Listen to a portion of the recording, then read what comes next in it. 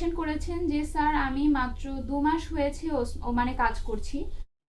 প্রথম কাজের দিন থেকেই কোমরে অনেক ব্যথা শুরু হয়েছে। এখানে ডাক্তার দেখাই, ইনজেকশন নিয়েছি, সাথে আরো ওষুধ নিয়েছি, কিন্তু কাজ হচ্ছে না। এখানে আমার খুব কষ্ট হচ্ছে, কাজ করতে পারছি না, করণীয় কি?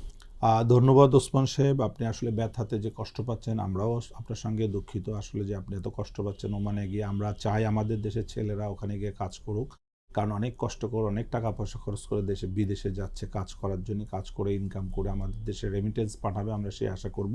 তবে যেটা হলো যে ফিটনেস ছাড়া কেউ যেন বিদেশে না যায় কাজ করতে, কারণ ফিজিক্যাল ফিটনেস ছাড়া যাওয়া মোটেও উচিত না।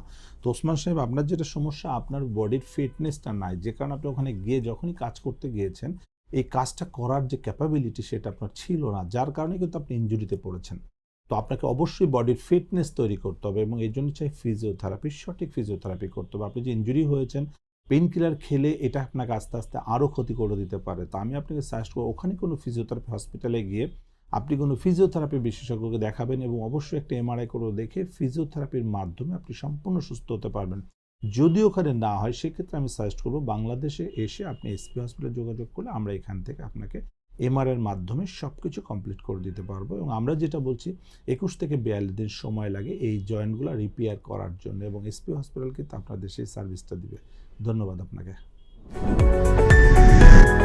এসপি হাসপাতাল, আন্তর্জাতিক মানের পূর্ণাঙ্গ ব্যথা নিরাময় হাসপাতাল।